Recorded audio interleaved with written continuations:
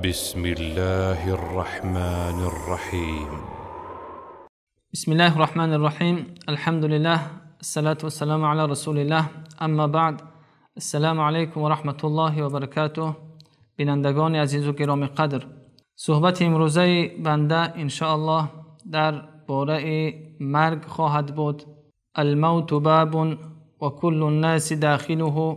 مرگ یک در است که هر یکی من و شما از این در داخل خواهیم شد و الله مهربان می‌فرماید کل نفس ذائقة الموت ثم الینا ترجعون.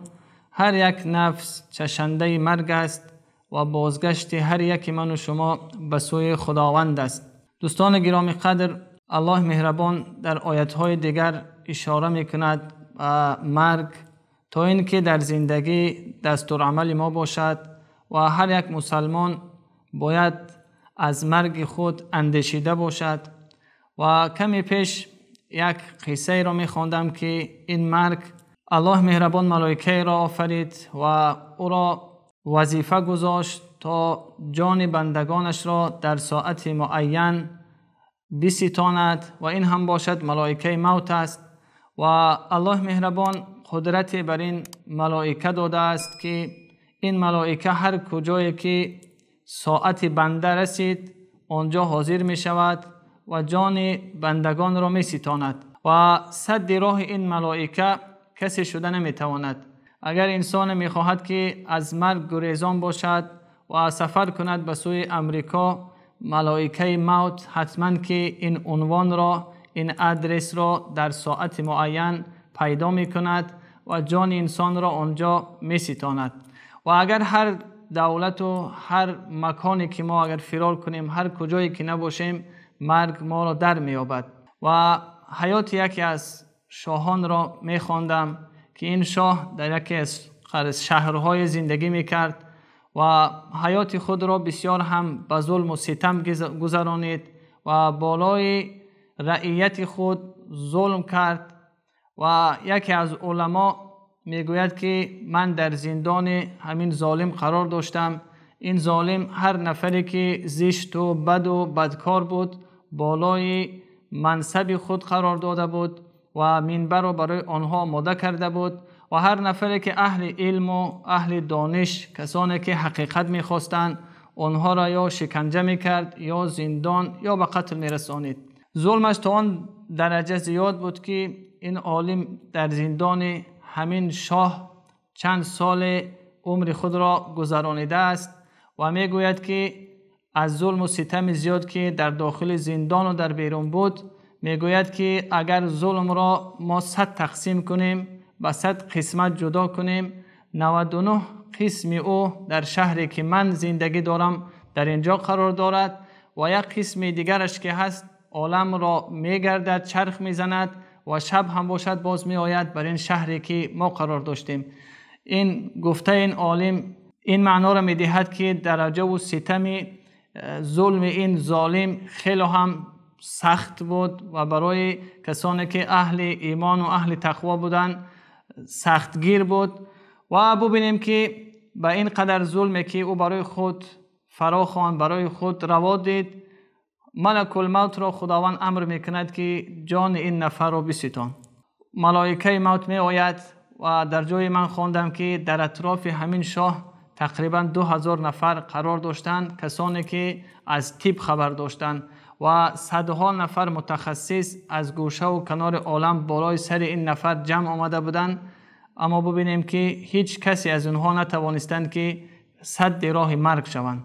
حتی تمام ساختارهای دولتی، تمام طبیبها، خویش و اقربا، هر نیروی داشت، مال داشت، هیچ کسی از اینها نتوانستند که سد راه مرگ شوند و ملک الموت آنجا رسید و جان این نفر را ستانید. و هر یک نفری ما که نباشیم، مرگ خبر هم نمی کند. در نزد مرگ چی ثروتمند و چی فقیر، چی شاه و چی گدا، چی پهلوان و چی ضعیف، همه برابرند. و شاعر می‌فرماید که اجل پروای پیغمبر ندارد، اجل پروای سیم و زر ندارد، عجب رسمی است رسم آدمیزاد که جانش می رود باور ندارد. دوستان گرامی قدر، وقتی که این نفر از دنیا گذشت ببینیم که برایش آماده کردن تخته تابوت که برای هر یک نفر دیگر چه از فقیر و چه از نفران کم بضاعت اون آماده کرده می شود. او را گذاشتند بالای تخته تابوت و در کتف مردها بردن به سوی قبرستان. و شاعر می فرماید که سکندر که در جهان حکم داشت، همان دم که بگذشت عالم گذاشت. قاعده دنیا، سنت دنیا همین است که این عالم را یک ساعت ما ترک می سازیم. الدنیا ساعه اجعلها طاعه. دنیا یک ساعت است، بنده با تفکر، بنده با فکر این دنیا را به طاعت می گذراند، نه اینکه به ظلم و ستم، نه اینکه بر دروغ گفتن و غیبت کردن و حق مردم ستانیدن. و ببینیم که این را می گذارند در داخل قبر و تا قبر به این شاه 3 نفر یک جا می آید. تا قبر یکی فرزندهای او، یکی مالهای او، یکی عمل او. وقتی که داخل قبر می شود بالای او خاک می پاشند و بالای دیگران هم که چنین است و دو عمل این دو چیزی که با اون یک جا بود بر می گردند، خویش و تبار، مال و ملک او بر می گردد. در اون داخل قبر تنها عمل می ماند. اگر عمل نیک کرده بود که دستگیرش است، اگر عمل بد باشد نزد خدا جواب خواهد گفت. و وقتی که میت را می گذارند داخل قبر، الله مهربان یک ندای دارد که می فرماید رجعوا و ترکوک و فی التراب دفنوک ولو ظلوا ما نفعوک ولم يبقى معك الا انا و انا حی الذی لا اموت. بنده من تو را در خاک گذاشتند و خود برگشتند و اگر هم بالای سر تو می ایستادند کسی هم به تو فایده رسانیده نمی توانست و در اینجا با تو کسی نمی ماند بجز خداوندی که دائم حی و قیوم است و خداوند میرنده نیست. پس معنای زندگی دوستان گرامی این است که ما باید از مرگ خود اندیشیده باشیم. هر نفری که در هر کجا قرار نداشته باشیم این به سراغ ما می آید و الله مهربان می فرماید اینما تکونوا یدرککم الموت ولو کنتم فی بروج مشیده.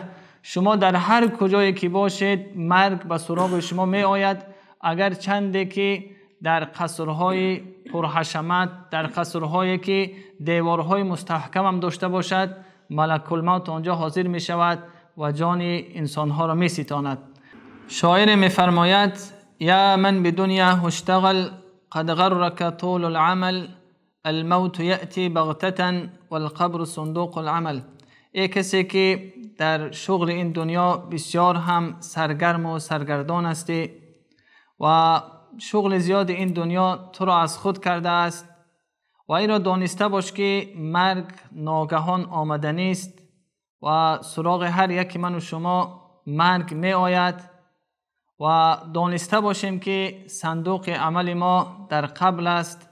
اگر نکویی کردیم آنجا نوشته شده است، در خزینه قبر گذاشته شده است که برای ما دستگیر خواهد بود و اگر بد کردیم، ستم کردیم، خون ناحق ریختیم، اگر دروغ گفتیم، بهتان کردیم، آنجا برای این عملهای خود کرده جواب خواهیم گفت.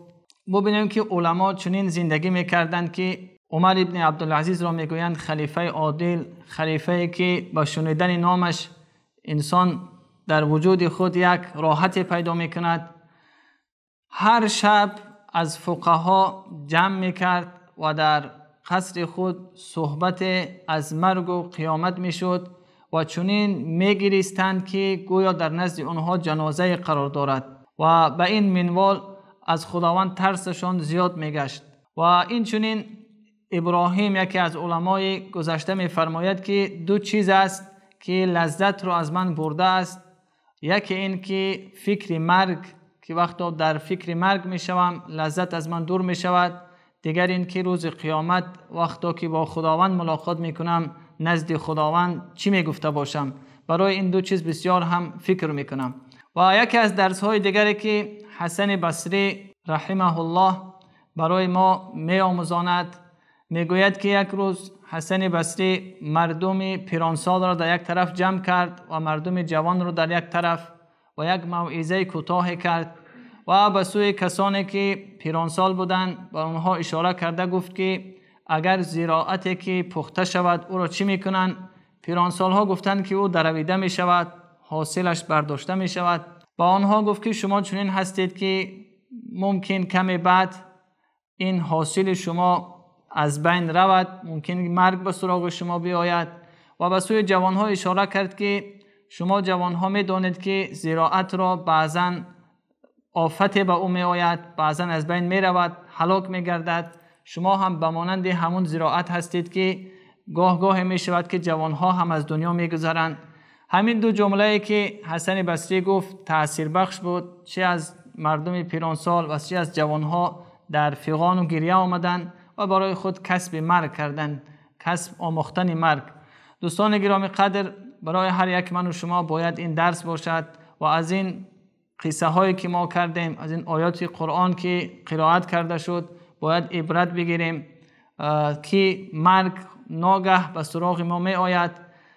این عمر ما چند مقدار کوتاه هست. ما وقتا به دنیا آمدیم تقریبا 2 وجب یا 3 وجب بودیم و وقتا که از دنیا می رویم 50 سال و 60 سال که عمر می بینیم 8 یا 10 وجب می گردیم. به خاطر این چند مساحت که 1 متر است یا 1.5 متر است نباید که شایسته نیست که ما دروغ گوییم، شایسته نیست که ما ستمگر باشیم، شایسته نیست که ما حق دیگری را از خود کنیم، شایسته نیست که ما غیبت کنیم.